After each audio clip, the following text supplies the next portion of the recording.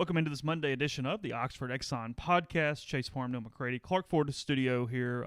Today we probably have a little news. I don't know. We did tons of show prep here, so we'll talk about something here in a minute. We'll recap Neal's glorious day on the links and more coming up for you on the podcast, brought to you every single day by the Oxford Exxon, Highway 6 West in Oxford. Go by the Blue Sky location. Use the Speed Pass Plus app.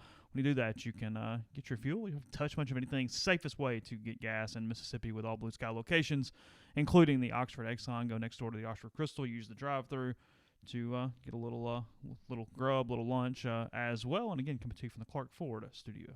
We are Clark Ford's in Amory, Mississippi. 662-257-1900 is that number. You can call it. You can ask for Corey Clark. Tell Corey what Ford product you're looking for. Did you see Corey yesterday? I saw him for just a moment yesterday morning. Corey looks like a different dude. Yeah. Corey has dropped some weight. It actually took me a minute. When I saw him, it took a second to realize that's who it was. I knew it's who it was, and when he got out of the car, I still told him, I said, I don't recognize you anymore.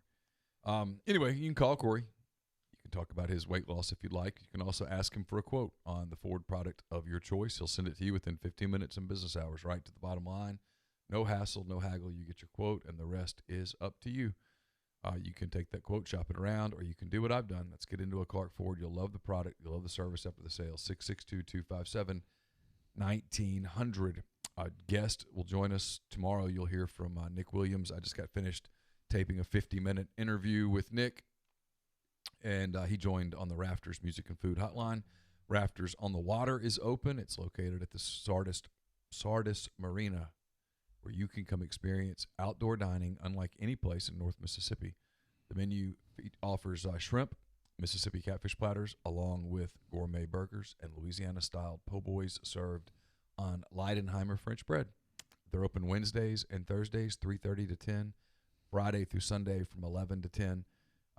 They have a newly expanded picnic-style dining area, signature appetizers, including Zydeco shrimp, crawfish egg rolls, variety of fun cocktails, including their famous house frozen margarita.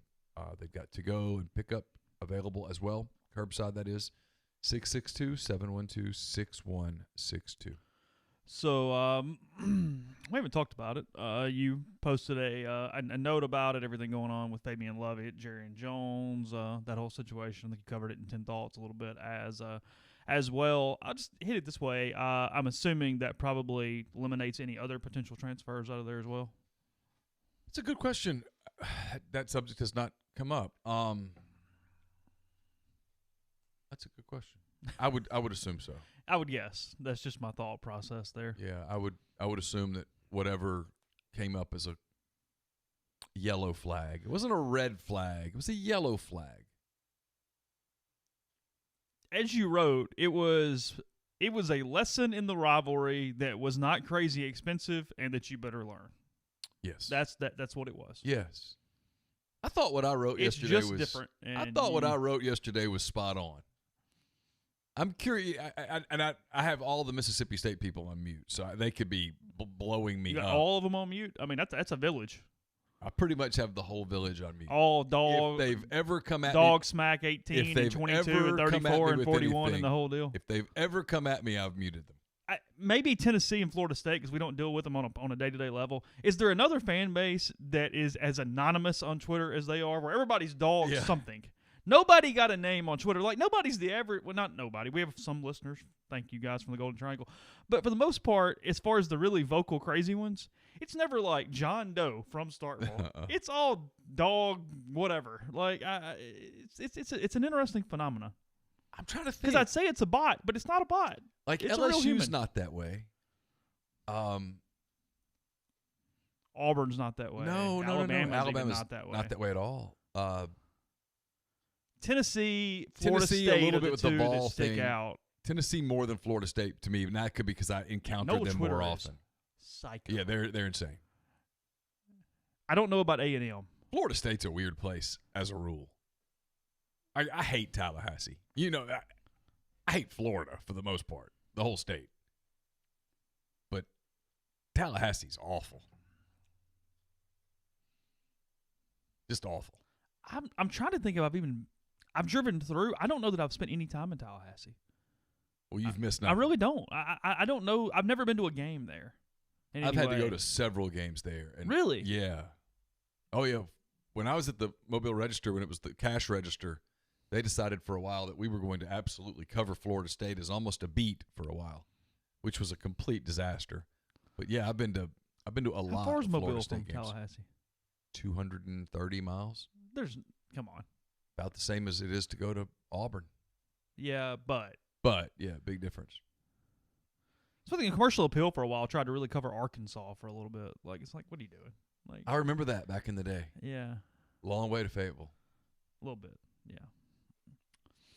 I don't think we'll call in today unless we completely run out of stuff. Got a couple different topics today.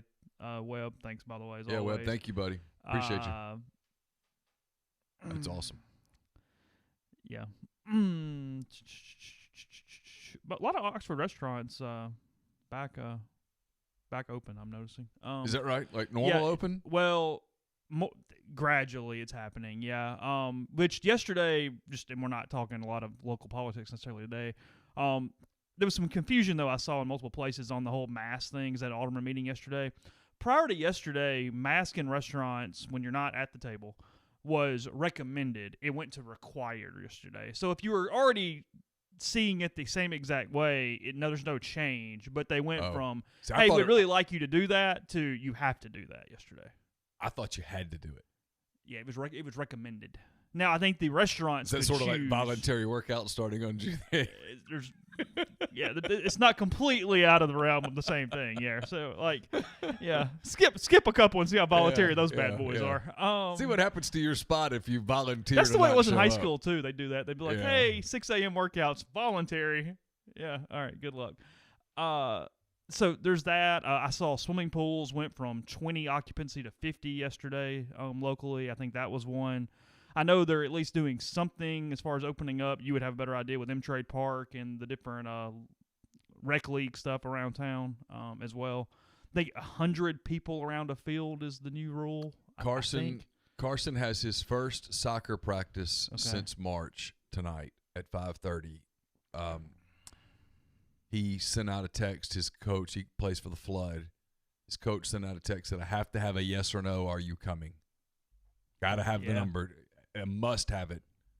Sure. And then the text just then was parents are asked not to get out of their cars. Oh, really? Because that increases the number. Okay. Because a lot of times at FNC, while the kids are practicing, I'd go walk or run the lap around. It's about, I guess each lap's like 9/10 of a mile. Is it that far? Yeah. Really? And so I would do 4 or 5 laps walking or whatever while he practiced, and so I guess they're asking us not to do that now because that increases the overall occupancy of the. Yeah, thing. I mean, and look, this is not a reflection on his coach or any, because his coach is just following the rules. And the following is not a political comment. We can get into some politics later. I've got some thoughts, but this is not a political comment. There have been demonstrations. We'll just use that word to keep it nice and clean for right now. All over the country where people are not socially distanced. So if we don't have massive spikes, and I do mean massive spikes, all over the country in 2 weeks, I don't want to hear anything more about this. That's a good point. People have not stayed 6 feet apart during the and everywhere. I mean, Louisville, Kentucky, Los Angeles, Washington, D.C., New York, Birmingham, Alabama. Last Nashville. night, Stephen Quinn, an Ole Miss alum that I know, reporter, got hit in the back of the head with something last night. Had his ear gashed open. So I don't want to hear it. There's Oxford. Oxford was peaceful, but there were lots of people there. Let's not talk about social distancing. And so if we can do that, and in 2 weeks, then I think it's okay for parents to walk around the FNC or whatever it's called, M-Trade Park. Well, look, unless something changed, I don't think it did, and this is kind of boggled my mind. And again, I'm fine with this is not a reflection on the other way. Like, no, you should close more down. But a lot of parks in town are closed where you can't sit on benches or use actually any of the structures inside the park. You can use the walking trails, but you can't use the recreational, because they don't want you touching stuff. Because in theory you couldn't sanitize them, or there's nobody to sanitize them. Well, the heat and the sun will sanitize. Like, we have gotten to the point where the virus does not stay on hot surfaces very long. Like there is, okay. I mean, again, we're doing a lot of laws for law's sake, and it's not saying we should lower all the laws, but okay, I can sit in a restaurant and we can spit at one another for an hour with no mask, but I can't go sit on a bench. Look, I'm sorry. The mask thing in the restaurant is absolute insanity. It is insane. If you can if you can sit at a table in a restaurant, if it's deemed to be okay, and for the record, I'm not the one saying it is or isn't, okay? For the sake of this conversation, I'm trying to be logical. If it is okay for people to eat in a restaurant, which means that you open your mouth and you put food in and you chew and all of those things and you have a conversation at which you're not wearing a mask. If it's okay for people to sit at a table in a restaurant, then there is absolutely no point whatsoever than forcing people to walk in with a mask. If you get up to go to the restroom, wear a mask. And then this is the dumbest of all. To leave, you must put your mask on. That is literally illogical. We're doing a lot of legislation for legislation's sake because, I don't mind the mask policy, honestly. I'm fine with it, whatever. Right. But I do realize it causes a really strange restaurant situation because the way that you transmit this thing is prolonged contact through spitting on people and things along those lines. So that's cool. You can do that. But then the other side, you go, and I do get this. Like we're picking on this part of the law because as it is written, it makes no sense. Right. But I do understand. Well, what the heck do you do? Because you can't let restaurants not, have a business. You know what I mean? Like you can't, because of the mask thing, you can't close restaurants and bars indefinitely. Like I don't know. Right. But I'm back to my point. You've known me a long time. I am a logic person. Yeah. I struggle with stuff that's not tangible. I'm a logic person. You can't get away from what I'm saying, which is I hate. So if my point is this, if it is so dangerous that you have to wear a mask, well then you have to go curbside only. Yeah. That is the bottom line. Anything else is illogical hair splitting. Yeah. And the people that have, it's fine. Everybody's on their thing, whatever. I'm not yet comfortable to eat in a restaurant. I haven't done it yet. I've sat outside once. I've obviously gotten carry out. I'm okay getting carry out from places who do serve inside. I have no problem there. Sure. I just haven't been inside yet. But I don't. And I haven't either. Not really because of comfort necessarily, but just haven't. But I've been to my gym twice. And the second time it was kind of crowded and I was not particularly comfortable. And I realized there is a psychology here that we're all going to have to get through. And my problem with my entire argument is I know this law doesn't make sense, but I hate being the guy who goes, well, I don't think that's right. Well, how do you fix it? I don't know. You know what I mean? Like I hate being that guy who, because I'm not actually making a decision, I can just go, well, that's stupid. But I don't really know what to do. So that's the problem I have. Well, and this is where being a mayor or whatever gets complicated. So hard. Because if you say, well, then in a restaurant, you don't have to wear a mask. The retail guy says, whoa. My daughter works at a T-shirt place. Well, hold up. Let me make sure I understand this correctly. Yeah, I know. It's safe to eat at a restaurant, but it's not safe to come in here and buy a T-shirt, to peruse T-shirts. I know. It's not safe to go look at jewelry. Valid questions. But I'm back to what I said a minute ago. Okay. Politics aside. Yeah. Because we've heard 2 weeks for about 12 weeks. If in 2 weeks from this has been going on for since about Friday? Thursday, Friday? Sure. If not this weekend coming up, but the next weekend, if we don't have, breakouts, I'm done. I don't want to talk about it anymore. I'm back to saying, hey, why are we not? Because I'm already here. If we can open up Disney World, and I'm all for it, open up Disney World. If we can open up Disney World, why can't people go to a baseball game in Atlanta, assuming that they ever play a baseball game? They might not ever play one, but if they could, why would we not allow that? If you can open up Disney World, and everybody goes, well, there's going to have some social limitations on it, Neil. You're going to have to, on your phone, but you're going to be walking by people. There's going to be lines to use a restroom. I've been to parks. Yeah, sure.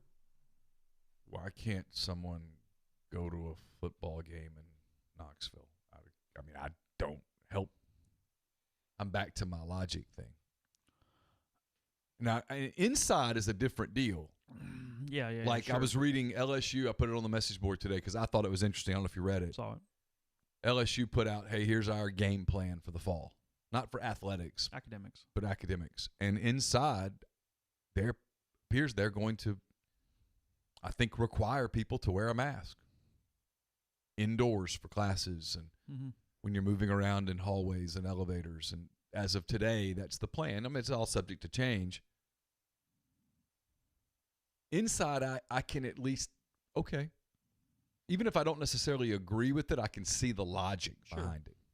If I'm wearing a mask and you're wearing a mask, there's going to be less stuff exchanged than if we're not wearing a mask. How do you think this is going to go? I was told over the weekend that as of right now, a lot of schools believe that, or at least have the option here to believe, they've been given reason to think this way, that as far as a stadium capacity element for football, that it is probably going to be left up to conferences or even schools individually on how to approach it. How do you think that'll go, if sure? Well, first of all, I think that's true. Yeah, that there's not some national precedent. It will be potentially some conferences will enact a conference decision, but in some leagues, it will be up to the individual school to go 25, 50, 75, or 100, or whatever your number that you choose is.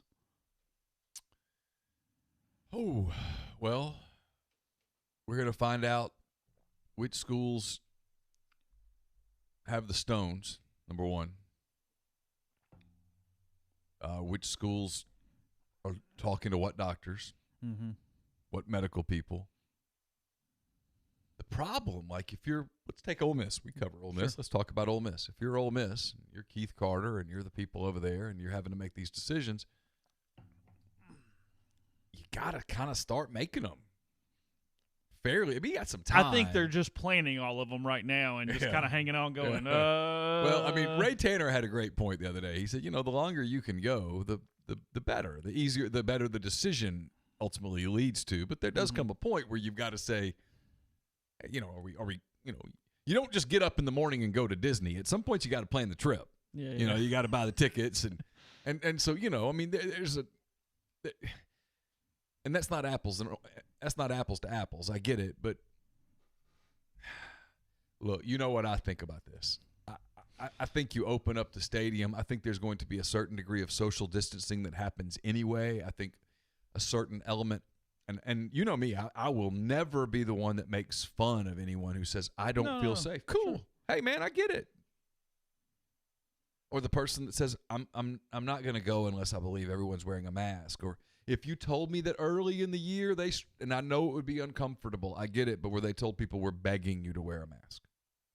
We're begging you to wear a mask. I know that not at Ole Miss. No one at Ole Miss has told me that. I've talked to some people at a couple other schools that have said that. They're trying to figure out what the language would be on how to tell people we really, really, really, really, really want you to wear a mask. Because we really, really, really, really, really don't want a spike that can be traced back to this stadium and shut the whole bitch down. Yeah, one super spreader or event or whatever you talk about, and suddenly we got a major problem. Sure. Yeah. Of course. One of the things that, as today is the day that like a lot of the football players around the country, but we'll talk about the SEC is what we cover. They can't have their, quote, voluntary, end quote, workouts yet, but they can show up and they can get tested and they can do some of this stuff. There's a fear around the league, and it's just based on, hey, if it got bad, we know what would happen. There's this fear of one program having a mass event. Super spike. Yeah, sure. Where the league is forced to say, hey, let's everybody pump the brakes. They know the kids are going to be kids. They're 19, 20, 21-year-old boys. Well, they're going to go out. They're going to go to parties. They're going to chase girls. Must keep this real. College kids smoke dope. Lots of people do. I'm not judging, but they're going to pass a blunt around at some point. And someone said, but you know what? They've been doing all that anyway. because they're kids. Their lives didn't stop while they were home, right? Not really, Right. And especially as they saw that this thing doesn't impact me. Yeah, because there's such a myopic view that it's whatever. So, but I've got a thought on that. We'll go to that in 1 second. First, tell you about Community Mortgage, Oxford, Memphis, Soto County, and Chattanooga. All underwriting and processing is done in Memphis. You're getting local underwriting, understands your market, a leader in condo financing, the float down option, and much more. 662-234-2704 or JLOWE at communitymtg.com. We're also brought to you by the Iron Horse Grill. It's built in 1906. This legendary Jackson landmark's a true icon of Mississippi's rich heritage. Live music 4 times per week. It's the perfect place to enjoy lunch, dinner, or Sunday brunch. They also specialize in on-site large event catering, I should say, for up to 250 people, and off-site full catering services, especially beverage catering. So if you're planning a birthday party, a graduation celebration, a rehearsal dinner, or a wedding reception, you want to be able to enjoy the moment, and the Iron Horse Grill is your answer. It's a one-stop shop for beverage services for a 250 to 500 person wedding, even a 3,500 person gala. It's 601-398-0151 is the number. Sarah Black is who you want to talk to about beverage catering. You can knock that off your worry list and let the Iron Horse Grill make your event one that is memorable forever. We are also brought to you by Dead Soxy. Dead Soxy was open about its desire to sock it to the shutdown. And Jason Simmons, the founder. No, go ahead. Oh, Good.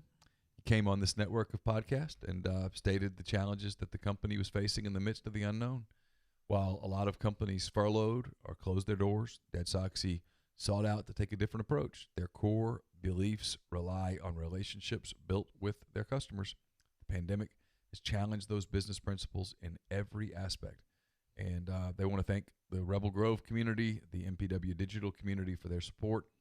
You guys have allowed them to stay true to their core, and they want to say thank you. From Dead Soxy to you. You can check it out at DEADSOXY.com. That's deadsoxy.com. Podcast is brought to you by Tyson Drugs and G&M Pharmacy. 662-236-2222 is the phone number. Obviously, both stores are open for regular business hours. They have walk-up windows or curbside service as well, and they're also dedicated to free local delivery that can be same day. You can get alcohol-based hand sanitizer and more. Again, 662-236-2222 right there on South Lamar in Oxford. Well, I mean, look. We're talking about, college kids that, again, have been doing whatever they've been doing while they're home. And, I mean, everybody's having to do this. I mean, I don't think – we're going to talk about golf in a second. I don't think Braden would be upset about – you asked him yesterday on the driving range, said, what are they doing for you guys? And we're talking about professional golfers who it is completely their livelihood in every way. They start their season in a couple weeks in Jacksonville, and they are going to charter them from one site to the next – all in a bubble. And we said, hey, what are kind of the rules, the regulations? And he goes, they're just begging us to stay as close to the hotel as possible, eat there, but they're not going, hey, if you leave, you're getting fined or arrested or anything. But because they know what's happening. Well, it's and that, but my point being, that's adults who, I mean, it kind of matters a little bit. Like, what are you going to do? I mean, if Ricky Fowler leaves the hotel, you're going to say, get back? What are you gonna do? I mean, if a football player says, hey, there's a party over at, I don't know any apartments here anymore, but Old Taylor. Sure. Put a gun to him and go, you can't go. Of course not. I mean, it's insane. We're back to logic. That's why whenever everybody's, what we could do is take the entire program and lock it down for 7 months. And I would say that is absolutely ludicrous. And people go, you just hate football. No, I love football. I need football, but that doesn't make any sense. Yeah, no shot. It's not going to happen. And then luckily some of the NBA people started coming out going, I'm not doing that. I mean, I'll do the best I can. But I'm not. And the NBA, not the players, but the teams are like, well, we're not going to hold them prisoner. It's just insane. That's why the MLB people pushed back about the Arizona bubble. They're like, wait a minute. So we can't see our families for 7 months? I mean, guys just had babies. I can't see my wife for 7 months. How do you think that's going to go over? People go, well, the military, they didn't sign up for the military. That's not what they did. They didn't. That is not a valid comparison. They did not sign up for the military. They signed up to be a baseball player or a professional golfer. Yeah. There are implied circumstances with different things. Yeah. And When you sign up for the armed services, you understand that is potentially part of the deal. Yeah. When you sign a contract with the Seattle Mariners, you do not understand that is potentially a part of the deal because it's not. Yeah. When you sign a football letter of intent at the University of Mississippi, it never says, hey, and by the way, there's a real chance for 7 months we're going to lock you down in a bubble and you can't see your family or have a life. So we talked about it forever for that first week, and then the shine kind of worn off. How have things gone in the Korean Baseball League? Good. English Premier League just saw that. Tested everybody. 0. It's like 1,130 or 1,310. I don't remember what the number is, but 0. Yeah. Tested everybody, no positives. It's a good number. Almost makes you think that maybe it's dying out. Numbers are good in New York. Saw that, where in New York's the positive rate is very, very low. No, at this point, I do think there's some dying out. I think it's, we don't know about second waves yet and all that stuff. We'll see. But let's get to the first one first. Yeah. So someone in the threads asked us to touch on this. We did a minute ago. I'll touch on it again quickly. Matt wanted to know what are we asking about what I wrote about in points 1 and 2 of 10 thoughts. Okay, sure. Lane Kiffin and his staff probably had to learn a really hard lesson over the last week. This is not a normal deal. That place is not normal. I'll say this. I have one daughter that's I guess now technically a sophomore in college, and I have one that's a senior in high school. Only one school that has recruited them talks about other schools.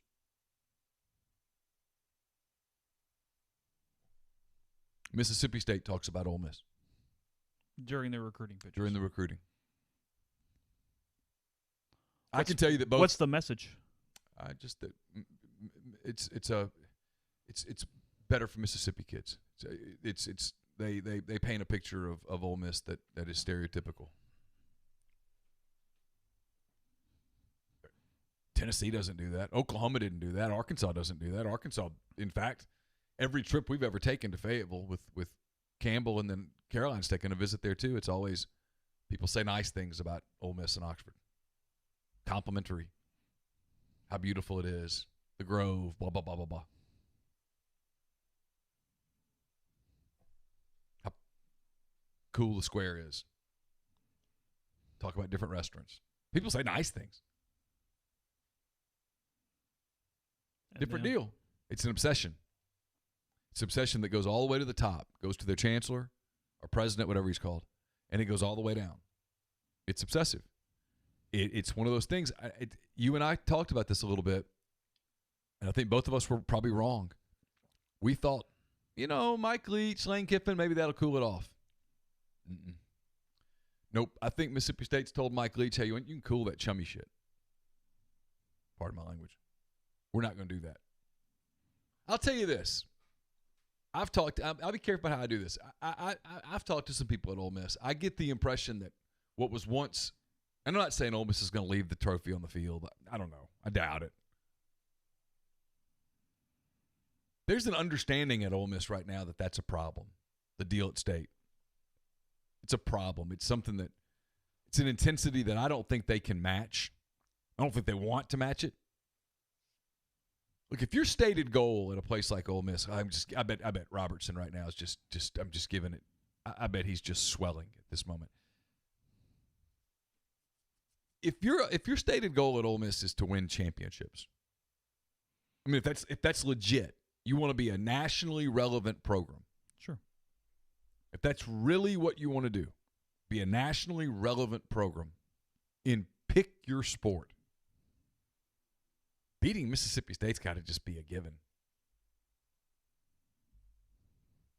If beating Mississippi State is the great challenge, you're nowhere close to Alabama and You're just Auburn. taking your ceiling and going, zzz. Yeah, you're nowhere close to Alabama and Auburn and LSU. And no, LSU's not going to do what they did last year every year, but they just did something. If you can't take it away from them, they won everything. They won everything. Don't try to minimize it. They won everything. And so if they did it once, they can do it again. Not going to do it next year. I get that. O'Neal, they're going to fall off. I get that. That has nothing to do with what I just said. Alabama's won it, every other year for the last decade? They're pretty damn good. Auburn's won a national championship. Yeah, Neal, they had Cam Newton. I don't care. They did Wait for it. another one, Nick Marshall. They did it.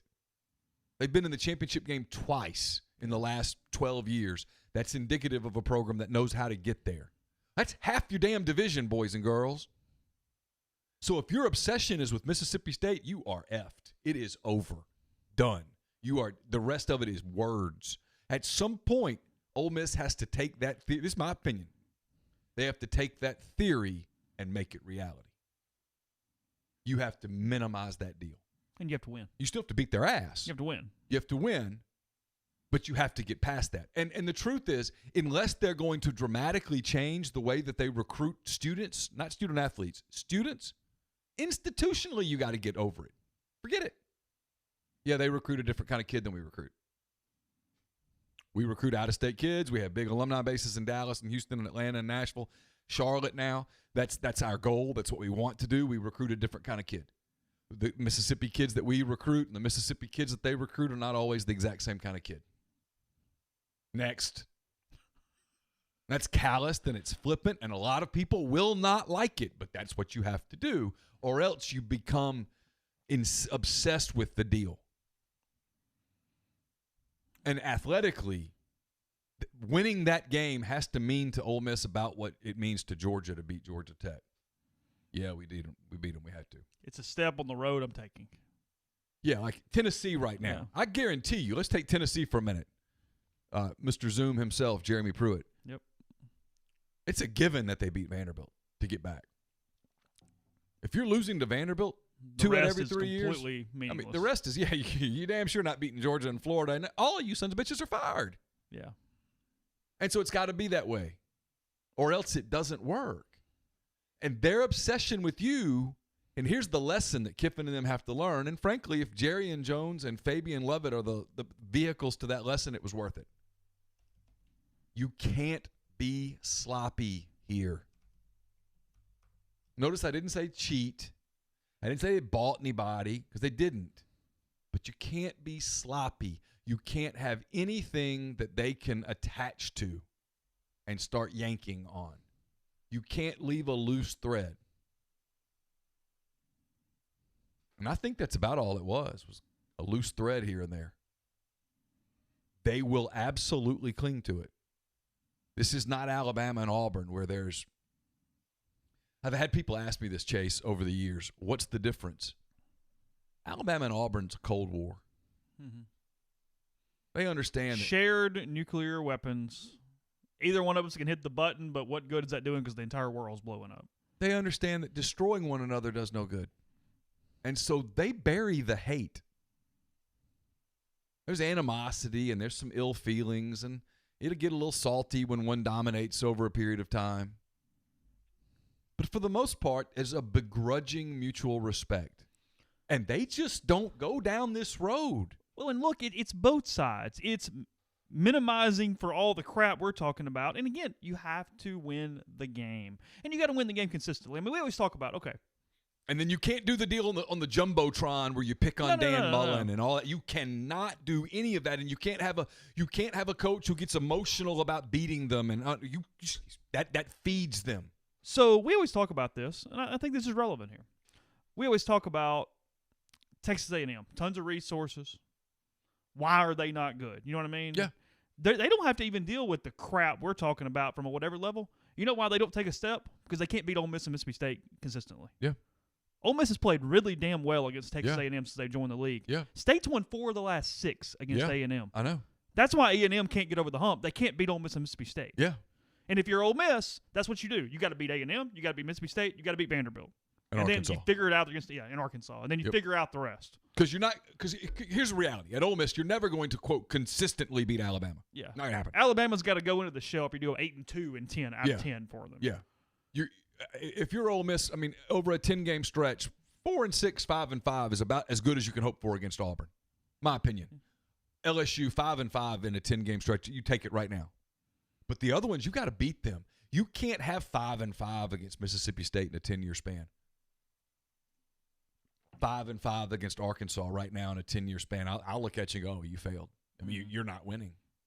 That means Alabama's kicking your ass. LSU's kicking your ass. Auburn's kicking your ass. The reality. Man, I'm just kind of in a real mode today. And so if you're Ole Miss, you got to put that. You got to put Mississippi State away. And when you do, and if you do, and first step is beating them. The next step is not acting like you give a shit. And that's hard here. I get it. And everybody goes, you're not from Mississippi. You don't understand that. I will grant you that point. You didn't grow up in Jackson. You didn't grow up in Amory. You didn't grow up in places, Greenwood. You didn't have to hear from them. I get it. It does not negate my point. If your goal is to win championships, and if your goal is not to win championships and your goal is just to be a 7-win program and beating Mississippi State is going to be the highlight of most seasons, okay, cool. You're now Kentucky football. And that's fine. But if you're going to say, hey, my goal is to win championships, then beating Mississippi State has to be a given, period. In much the same way that beating Vanderbilt has to be a given. Beating Arkansas has to be a given. I mean, if you're having this conversation at Arkansas today, you're saying, hey, I mean, if we can't beat Ole Miss and Mississippi State, this is immaterial. Yeah. I mean, they can't beat anybody. I get it, but you understand my point. I mean, their road back is not, hey, boy, we got to get Alabama. Give me a break. No, your first road back is you got to consistently beat Ole Miss and Mississippi State. If you're losing those games, you're not winning. And if you're Ole Miss and you're losing to Mississippi State on a quasi-regular basis, it's a disaster, as we've seen.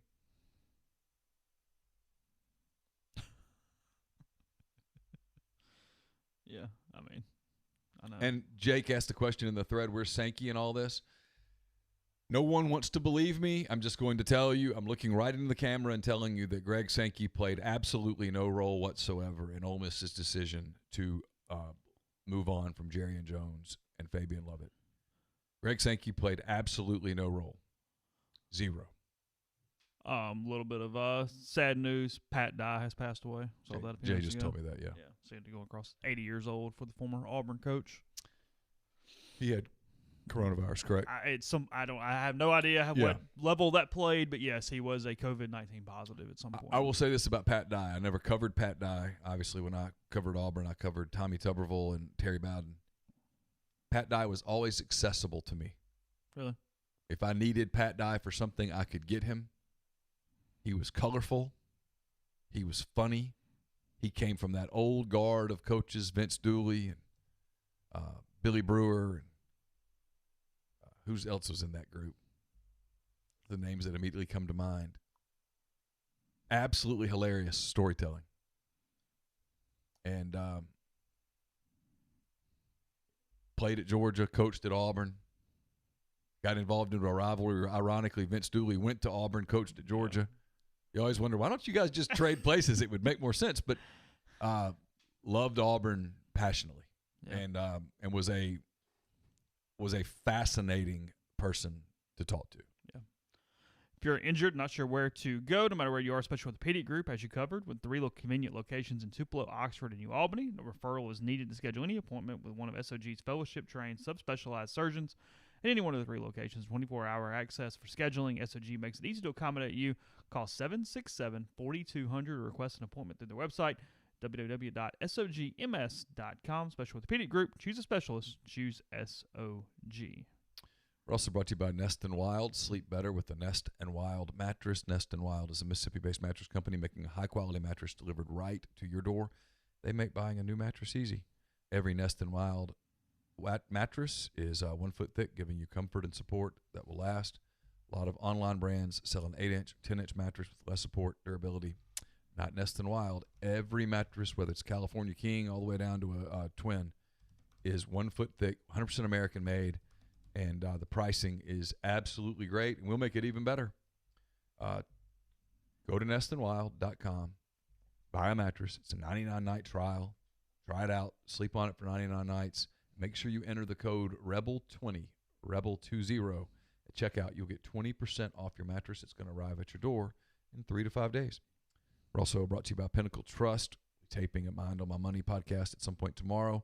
That's brought to you by Pinnacle Trust. Pinnacle Trust represents clients in more than 20 states. They've got advisors in multiple states as well.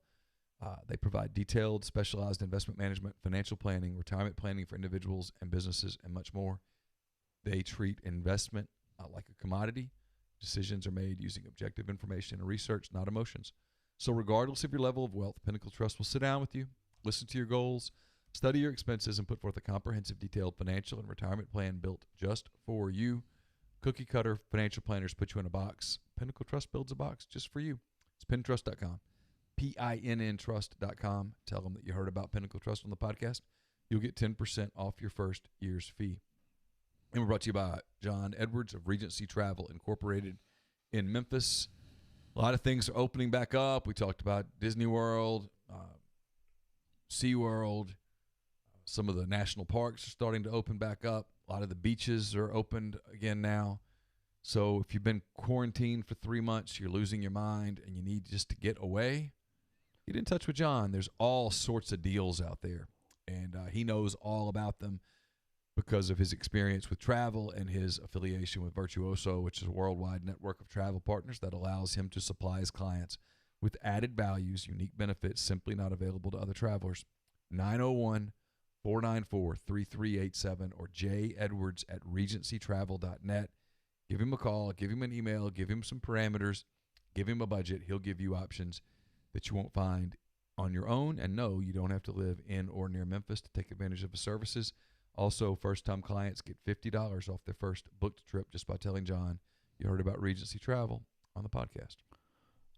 Seeing this, let's see. He was first hospitalized with a kidney issue, did test positive for COVID-19, and he had a 99-39-4 record, 4 SEC titles from 81 to 92, and a member of the College Football Hall of Fame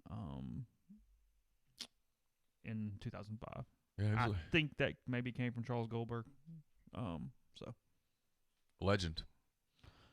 Kind of just give a quick rundown to the golf festivities from Sunday morning. First, a lot of thank yous. First to College Club of Oxford for allowing pretty much whatever we wanted from a shit show perspective on Sunday. I know they were pretty busy, had a pretty full tee sheet. It was the last day prior to them doing aerification on the greens, so a lot of people were out there as far as that worked. So they were very handy, including giving Neal his clubs for the day. So appreciate that. Also to Bradley Sowell, to Zach Bird, the Almost Women's Golf Assistant, for helping us out with some different challenges, some holes. Bradley made one hell of a par on a par 4 that Neal desperately needed. He hit a drive right into the woods, chipped out, got up and down for his 4. Bradley has become a really, really good golfer over the last year or two. It's pretty obvious he knew what he was doing with the club in his hand. Yeah, he was prepared for that. I talked to him the other day. I said, hey, I'm gonna need to do a phone a friend thing. We're gonna make sure Neal gets an early hole here, and I need it to be on this hole because I'm not 100% sure Neal could hit it over the water. So we could have been there for a minute. So let's do it here. You're pretty much guaranteed. So he did that.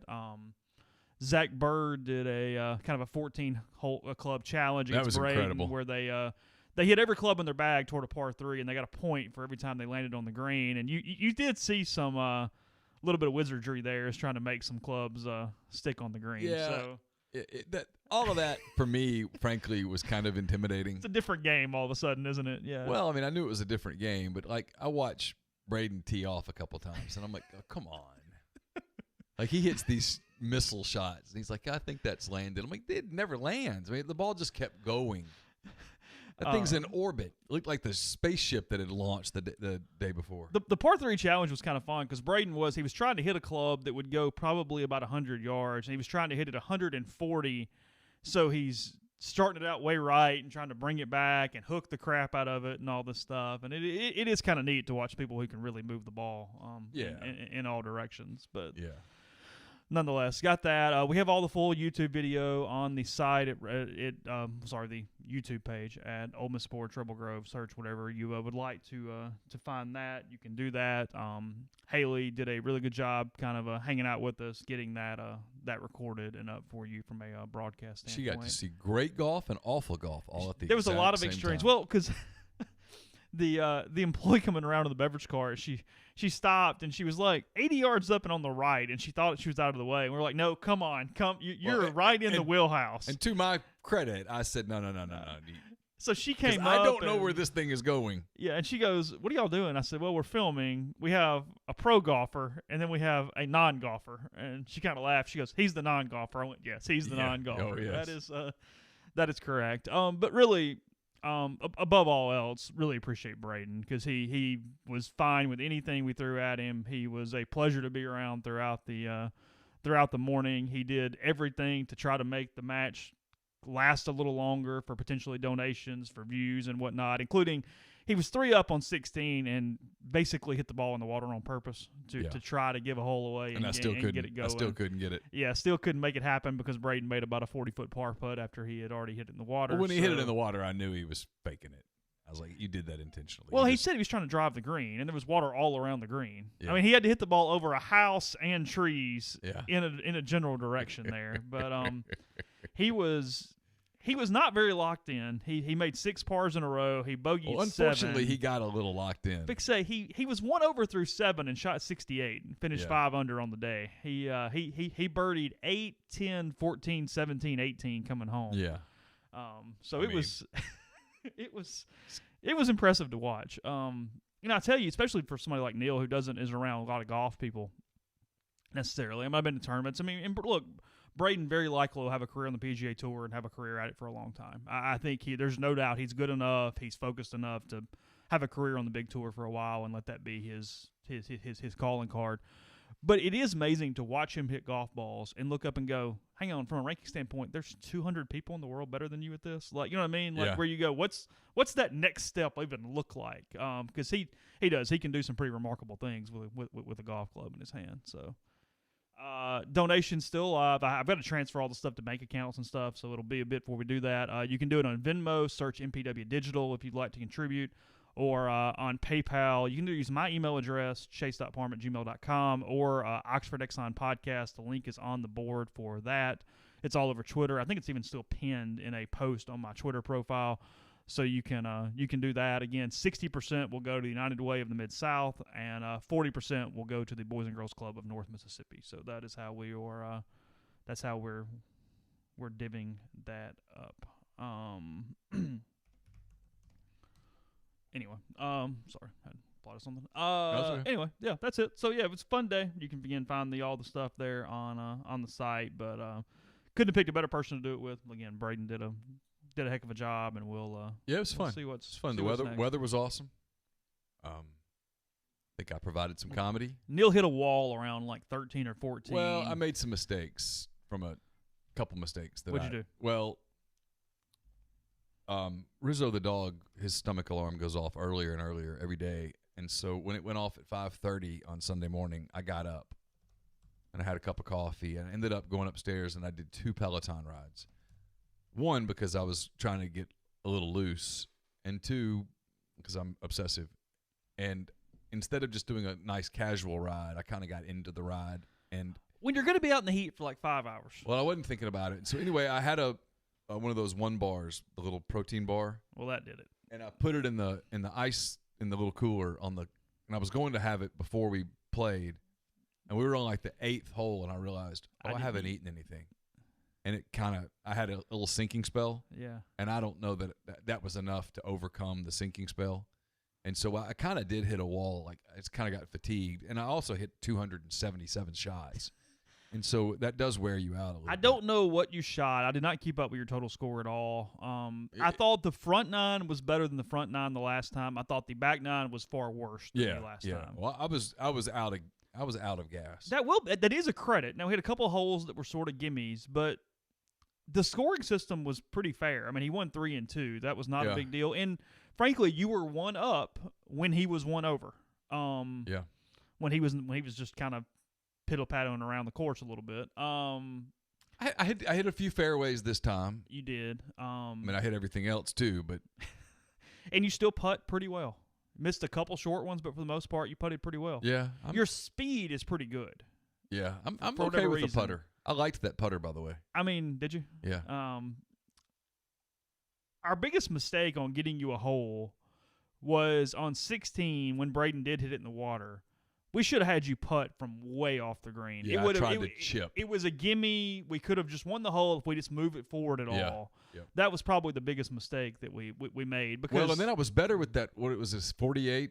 I was better with that 58. little 58. Yeah. I was better with that club than, considering I'd never done it before. yeah. I was better with it than I thought I would. Yeah, he be. didn't really understand the mechanics of chipping, so I told him to take really short back swings and just try to hit down on the ball and see what happens. And it Yeah. did get up in the air a couple times. I had that Kinda- one really good one out of the sand. Oh yeah, Yeah. almost made it. Now he had dunked two in the sand prior to Right, that. right, but right. Hey, it's fine. Well, at that point, I was just like, let's see if I can do it once. And it's also, I mean, it works out for a lot of different reasons. They're incredibly good as far as availability and whatever. For a non-golfer who's got to keep the thing in play, it's a very tough golf course. Well, it's So very narrow. Yeah, and if you miss the fairway, it's just gone. There's Yeah. no, hey, punch out and we'll do this. It's just Yeah. it's in some trees or some woods or we're done. It's all over. So Yeah. I mean, I came away from it. I'm going to get Carson lessons. Carson needs to play. I'm too old. It's over for me. But he needs to play. So the people that are like, you hate golf. I don't hate golf. I'm going to I told him, you're going to do this. This is something you're going to do. And you'll thank me later. So that call's getting made here in the next 24 hours. And I'm going to go get him some clubs, and he's going to play, and I might putter around with it at some point, but he's gonna. I'm going to spend the money on him playing, not me playing. I'm too old. There's not enough time left in my life to improve enough to be proficient.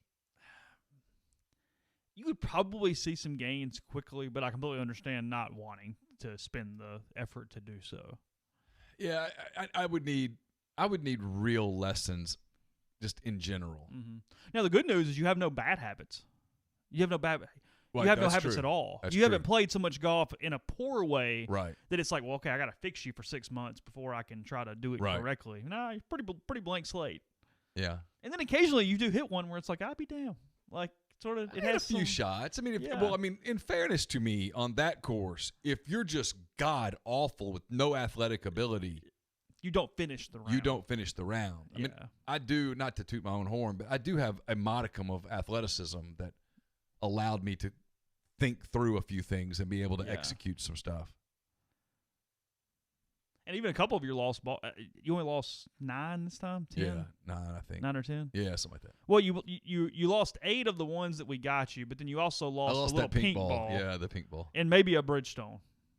No, I never used You it. never used the Bridgestone. I never used it. Okay, so yeah, I think 9 is the number on lost balls, which is down. It was 11 last time. Yeah, see, improvement. You might have even hit more fairways because you only hit 1 fairway the first time. You hit more than 1 the other Well, I day. hit 4. Did you hit 4? Uh-huh. Okay. So, no, I was much better, believe it or not, with the driver. Yeah. Until I got tired at the end. I was tired at the end. I mean, I was physically tired. Braden wasn't. He was asking if he could go back out. He was Yeah, I asking know. if he could go back out. Yeah. Well, he had not ridden the Peloton. That was the big deal there. Well, he only hit a third of the shots. Yeah, yeah. I mean, he only hit 68 golf shots the entire day. Man, he hit some. I was like, wow, that's incredible. Well, he was a little bit of a rope-a-dope. He told Neal on 17 tee, he goes, "Hey, look, if I make better than a par, you got to pay $50. If you do whatever, I'll pay $50. There's water everywhere on this Yeah. hole." And Braden, it's a par 5. He hits his drive. He's got about 250 left, and he hits a 2-iron to about 4 feet. Yeah, And I'm it like, went, dude, well, come okay. on. What do you want me to do now? Can I kick it? He missed the putt for eagle, but it was still a very comfy birdie. Yeah, as he, no, he's great. I mean, it's great guy too. It was a lot of fun, and I'll be cheering for him. He's terrific. yeah, so. He hit some shots though. Wow, it's just like a couple of those drives on the back 9 Yeah. where you just look at the ball and you think, that's unbelievable. You just watch it. It's majestic. for people that hit the ball. That from Braden, he probably carries the ball 290, 300 yards, something like that. Oh, he hit a couple 300 yesterday. And my point being, though, amateurs that hit the ball 220, 230, 240. Yeah, if we hit the ball offline, it's going offline. But when you hit the ball that far, one little bitty thing, because of how far you hit it, if you're offline at all, that thing is out of the stratosphere left and right. You know what I mean? You have to be that much more accurate straight-wise, because otherwise, I mean, you hit a ball 300 yards, well, just do some quick math. That thing starts going 5 degrees off somewhere. Hey, we don't think Neal landed a ball on a picnic table on 18. It's possible, but we don't think so. We think it bounced off the middle of the house at some point. Yeah. But it's all I will say this about golf. Yeah. I do actually like the range, just hitting. Like enough where solitude of like I went out there, had my ear pods or whatever they're called. I had some music going and just kind of zoned out a little bit. That was actually kind of fun. Yeah. Asking the stream, I did not pick a club up the entire day. I did not take one swing with a golf club. I contemplated trying. Neal hit somehow. I've never seen a ball here. He hit behind this row of bushes on a hole that was like next to a building.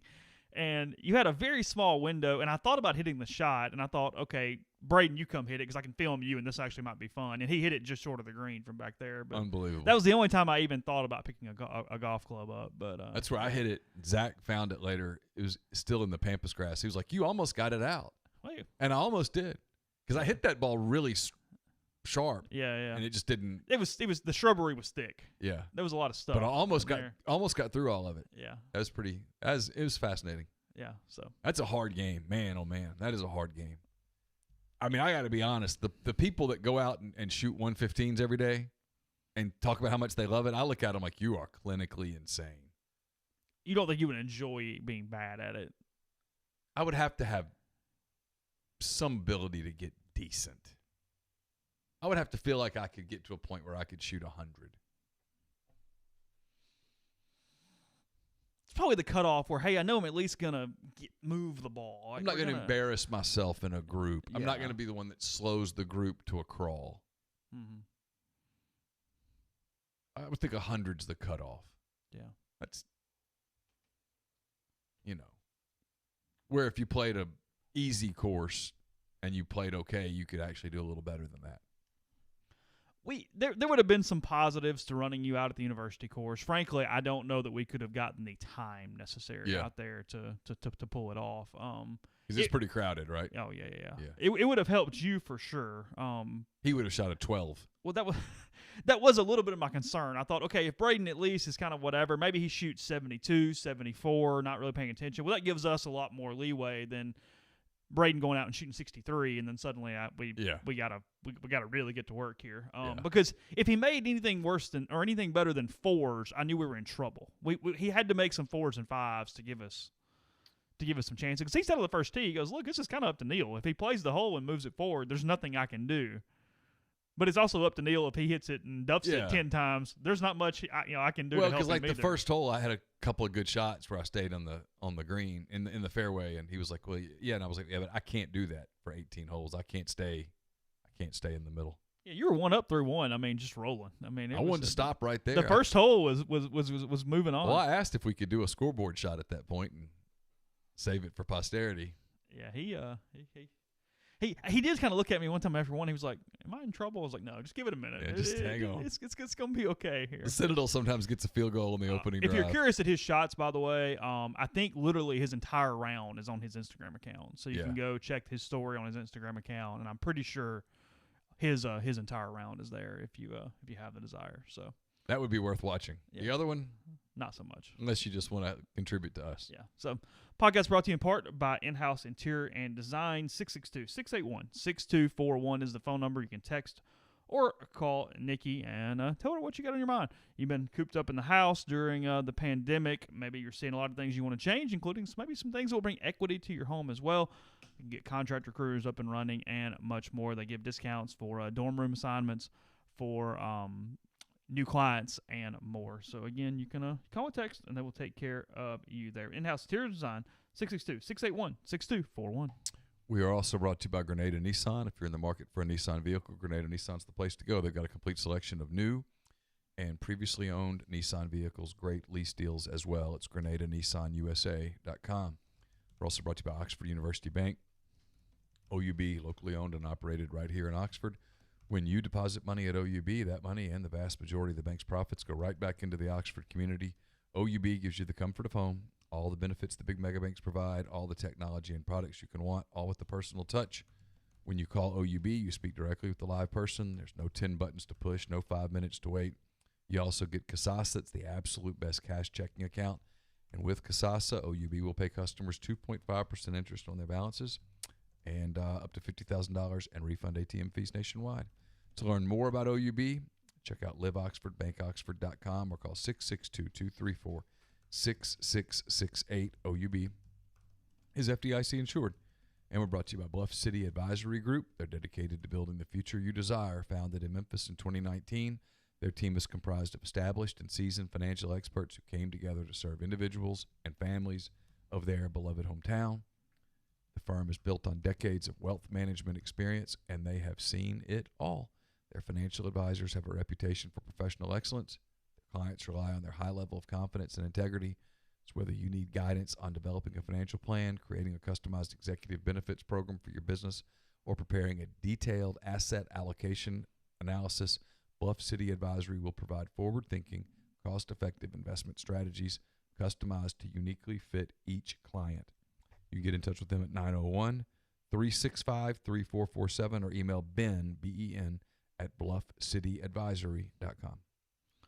Where's baseball at as far as resuming their situation? They're still playing Still fighting? nanny, boo-boo, Okay. fighting with one another. Players The clock is starting to tick. It's June 1st. June 1st, clock's really ticking. They 3 weeks of training. They wanted to start around the 4th of July. Do the math. I mean, you got to get moving. Players came back with they wanted to play a bigger schedule. The owners want to play a smaller schedule. The owners are terrified of a second wave. I see high school baseball and softball have returned in Iowa per ESPN. Just kind of reading that. I think in Mississippi the teams can begin training today. They're having to they have to be careful. Yeah. I did see some rules on Facebook for some high schools in Mississippi that they could standard stuff that you would expect. Yeah. I mean, nothing. I think they're asking them to a lot of the OHS stuff, Oxford High School, they have to do it outdoors right now. That's cool. Whatever. The kids need trying to not say this. What we've done to kids is criminal. The mental cooped up stuff. What we've done to young people is criminal. And I know there are people out there that push back on me when I say this. I know the text that I'll get. Ole Miss with a good pickup here from a men's basketball standpoint. Schedule announcement starting this season, a home and home with Dayton Flyers. Oh, wow. So Ole Miss Dayton set up. Ole Miss will head to Dayton December 19th, and the Flyers will come to the Pavilion during the 21-22 season. So I'll say this for Kermit. No fear. Schedule, whoever can schedule. So Ole Miss really been. You guys will really enjoy my interview with Nick Williams. We'll air it tomorrow. Ole Miss has really been blessed with two extremely good basketball coaches over the last 14 years. My opinion. It's a hill I'll die on. I don't cover basketball, but Nick is such a good dude. Exceptional. Yes, he's just a good dude. Exceptional human being. And, you guys will enjoy that. We talk about a lot of things. And he's worked for both AK and Kermit. We talked about both of them in the interview as well. Two completely different people, but two exceptionally good basketball coaches. It's a hill I will die on. Yep, extremely good. People push back on that. Andy coached in the Tad Pad in an era when there was no money for player acquisition. It is the 23-year anniversary of Michael Jordan pushing off on Brian Russell. Did you ever watch the? Did you watch the whole thing? Yeah, I think I've seen it all. Yeah. Why? There was a educated pushback about the push off. Yeah. He really had Russell on skates. I was more playing than anything else, but Hell of a moment. not everybody else is though. That's a very serious play in sports history. Hell of a moment. It is. I mean, it's because of Michael Jordan. I get this, but you talk about sports injustices. Maybe not in Jordan. Maybe not injustices is the wrong word, but dynasties who never win the title. Mm-hmm. The Jazz. Carson and I were having this conversation. Probably the LA Dodgers if they don't win one in this realm right now. Yeah. I mean, the money that they spend, the whatever, they would be on that list. The Indiana Pacers. It's fair. Really good team. I mean, and taking out the obvious ones, like, okay, Jim Lyman didn't win a title. Yeah. The 90s Knicks. Yeah. Really good team. Really good team. Didn't win a title. The despair that I would have, a 15-year period, had the Saints not won in 2009. Oh, sure. Been this good for this long. Sure. I mean, because they, in some ways, I mean, not all the way, because I get they haven't lost 4 Super Bowls, but in some ways they've kind of become the Braves of the 90s a little bit for the NFL because they do have the most regular season wins over a year period. I was going to say, if the Braves had not won the one. Yeah. Oh, you're just. Oh, torture. Because they won one they weren't supposed to win. That was one of the more least likely ones that they won. 15 trips. And you just. Yeah, Chet's wanting to have this argument with me. Chet, the Coleman, Maravich, Stegman, all of those programs had something in common that Andy did not have. I'm just going to tell you that. Shaquille O'Neal was never coming to Ole Miss.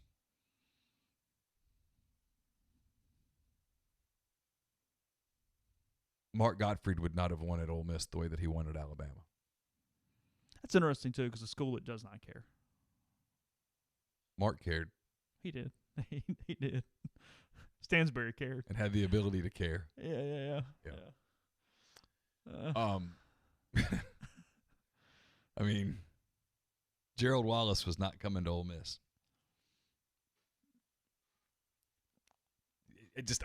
People, you're apologizing. I'm not apologizing. I'm keeping it real. A hard job. We didn't touch on this. I think we should before we go. I didn't watch the Lance Armstrong one at all. I have not even touched it. I've got it where I can watch it. Okay. We've criticized, I have especially, more than you have. Sure. What are we talking about? We've criticized the Chancellor, Glenn Boyce, in the past a lot. Yeah, I was going to kind of make this a segment of the show tomorrow. Go ahead. Okay. I'll touch on it now. Well, we got Nick, though, so it's fine. Yeah, go ahead. Kudos to him yesterday. Very strong statement. People can say what they want. It did take some stones to come out and say that about your bosses. Hey, basically get the hell out of my way. We've got to do this. And right now, you have to do it. Well, look, here's the thing, too. Judging after the early, however you want to put it, it was a misstep. His early visits to certain schools and not certain schools early on when he was trying to get out and be more transparent as the chancellor at Ole Miss. Poor list there. Since then, or other than that, I guess would be the better way to put it, everything's run all right. There has been an increased presence in some recruiting ways. There have been some different things. And the big thing for Glenn Boyce, and again, I mean, you and I wrote that article. I've read a couple columns that didn't do me any favors over there for sure. It's okay. I'm not mad about it. I'm just saying. They were right. Yeah, I was completely right. The two right. things can be. Yeah, it can be a shit search and then still have a result that kind of works out. I mean, if that I don't. doesn't validate the search. Yeah, right. I mean, had Matt Luke won 4 national titles, well, that weekend was still really freaking weird. Yeah, and of course. They won. I mean, whatever. It's a train wreck. I mean, yeah, exactly. So, but here's the thing. A lot of people, frankly, what I thought, I never really said this because I kind of wait and see a little bit, but I thought, okay, the IHL is pushing him in. And again, I hate using the IHL as one voice because it is a separate large number of people, 12 people, whatever it is. But on the whole, they're pushing him in. Is this going to be some puppeteer situation? It's going to be whatever. Frankly, he's fought back against them a lot. He's been very his own person when it comes. I don't want to. Antagonistic's not the right word, but his own person when it comes to the when it comes to the IHL. I mean, because look, it got written weirdly. I talked to Adam Gunn show about it on this podcast a couple times. The day that they had we're going to have the vote about moving the statue, and it got tabled. Yeah. Everybody goes, oh, God, look, they're tabling it. They didn't have the votes. Right. They tabled it so that they got done there was a favor there. Tom Duff kind of took the heat of that, and he shouldn't have. Right. Because I think he noticed, whoa. If this we is gonna do be this right now, that it's got we voted lose down. Right. 7-5 or whatever it is. We've got to stop. We've got to back up. We got to get the votes before we do this vote. So they tabled to push it down the road in a positive way for getting it moved. So, yeah, that's my point. I mean, Boyce is – today's the day to put the damn thing up for a vote, because if you vote against it today, you're done. Yeah, right. So, I mean, now's the time. That's why I thought, do it now. Do it right now. And again, it's such the process is just – you know my opinion on it. I've said this before. Just do it. Move it to the cemetery. The danger is you incorrectly move it, and some weird state something, and you end up having to put the stupid thing back and go then through. You just say we're not going to do it. Yeah, not going to do it. You can come put it back. We're not doing it. I thought on Twitter. It's kind of related. I thought on Twitter a couple days ago, maybe it was yesterday.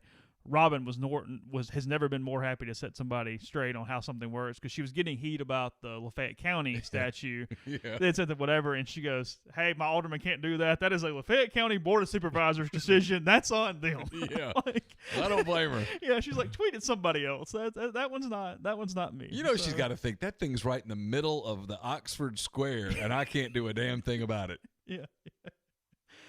So whatever. You know, we're over our time.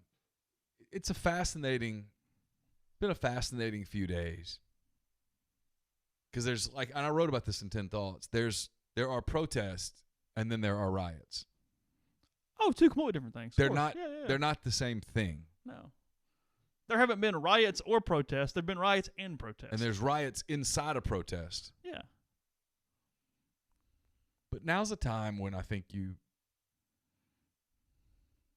Lafayette County Board of Supervisors, for example, should probably take those things. I've been listening to this podcast. I've been talking about it for a while. The American Elections Wicked Game. Those statues have been going up. They went up shortly after the Civil War for the next 40, 50 years all over the place.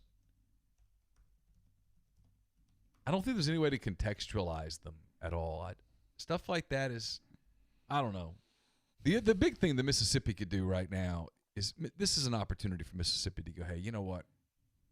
We could fix the flag. Be super simple. Be a hell of a gesture. It'd be positive headlines. Just change to the Stennis flag and call it a day. Stennis flag's great. It's fine. Get a blue flag and stick a magnolia tree on it. A magnolia blossom. Who doesn't think a magnolia blossom's pretty? It's fine. And we're done with it. And people do the slippery slope argument. It's not a slippery slope. Yeah, you're getting rid of something that is viewed as a symbol of hatred and oppression, and replacing it with something that is not. That's not a slippery slope.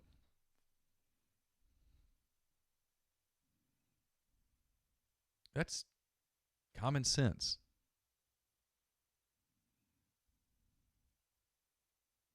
The Stennis flag looks nice. I didn't even know about it. Oh, yeah. I saw it. I looked at it like, yeah, it's fine. It's fine. It looks like a flag. Yeah. It's good. Looks like a flag. Well, and again, I know some of them in some places are very recognizable as an identity for that state. I get that. Sure. Texas, California, South Carolina. There are some where you're like, okay, I know that flag. Arizona, whatever. Sure. I don't know why I'm pulling those out. The but California flag with the bear. Yeah, sure. Yeah. Whatever. But in general, we're not going to war. We don't need something to hold up above us as we're marching into enemy territory. You know what I mean? The whole basis of a battle flag or a whatever. Well, I tell you right now, Vermont, tell me what their flag. I have no clue. North Carolina, tell me about their flag. I could pick it out if you gave me a couple options. All right, here's one. Florida, do you know their flag? No. Louisiana, do you know their flag? No. I think I named the ones I know, honestly, as we're having this conversation. So Louisiana has the pelican with the... Is it a pelican I know because I grew up there. Is it a pelican? Yeah, and it says trust. something. Well, like, okay. Here's what, there's 3 words on the Louisiana flag. I'm from Louisiana, and I don't know what the words Oh, are. I know that Florida flag. It's the white with the red X and has like the seal in the middle. Okay, but that's my point. Yeah, if you see them, you kind of go, okay, yeah. Yeah, yeah, but if I tell you... Here's the stupidity. But if I tell you in your mind's eye, you can't do it. Well, like this. Okay. But I'll finish this thought before I forget why you pull that up. Yeah. But if you ask somebody, if you show them the Mississippi flag, what's the first thing they're going to say about it today? Oh, they've got the Confederate flag in their flag. It's the first thing someone's going to say. Am I right in saying this? And if I'm wrong, I apologize. And that's what I was looking up because I kind of like to be right in this. Georgia removed the battle flag from their flag. I think so, yes. Did they not replace it with something else that also came from the Confederacy too? It's just not something that everybody knows and associates to that level. I think it's that. I think that is accurate. So, like, if that is true and if it's wrong, then ignore me for the next 2 minutes. But how stupid is that? That, hey, just because it's not the one thing that we recognize with, you followed the same entity, but you're cool. Don't worry about it. Logically, none of this makes any sense to me. I don't understand. I look at it from a Mississippi standpoint as very simple. At some point, you've got to do things to bring business, white collar and blue collar, technology, agricultural. You've got to bring those kind of jobs to your state. Anything that stands out as that could be a deal killer, get rid of it. Especially something as, and I don't mean this as insulting, because I understand there are people that are genuinely offended by the flag, okay? But especially something that is kind of superfluous. Again, no one really walks around going, I want to see your flags. Why would you hang on to something that can hurt you when you could replace it with something that would be, whatever? Okay, so here, I'm reading current flag, Georgia. In 2002, Sonny Perdue was elected governor of Georgia, partially on a platform allowing Georgians to choose their own flag in a state referendum. He authorized the Georgia legislature to draft a new flag in 2003. The Georgia General Assembly's proposed flag combined elements of Georgia's previous flags, creating a composition that was inspired by the first national flag of the Confederacy, the Stars and Bars, rather than the Confederate battle flag. That's another misconception. The Confederate battle flag is not the Stars and Bars. The Stars and Bars is the first actual flag of the Confederate, not a battle flag. Gotcha. Perdue signed the legislation into law on March 8, 2003. So, here, take the 2 seconds for this. 1 second. If anybody would like to look while I'm doing this, you can do it too. I'm sending Neil these 2 flags for him to see this. I typically move my computer, but that's not really doable right now with everything plugged up to it. So I just messaged you this. This is Georgia's current flag. Got it? Got it. Got it? Got it. Okay, give me 10 seconds. This is the first flag of the Confederacy. Okay. Come on. Give me a break. But they're absolved of everything by doing that. They took the flag and put a seal in the middle of it. Yeah, literally. Just put the little gold seal in the middle. Come on. Come on, man. But because it's not the battle flag. And again, this is not, and again, I am not promoting the battle flag from Mississippi. My point is that we have such stupid rules on arbitrary on what we get pissed off about and what we don't. And a lot of it comes with idiocy because nobody knows. Yeah. They see it and go, oh, look, they used a flag. Yeah, the one that was hanging above in Richmond. But just put a magnolia blossom on a blue field. Yeah, it's fine. Right? You think about Mississippi, you think about magnolias. Everybody likes a magnolia tree. Yeah, they're fine. All good.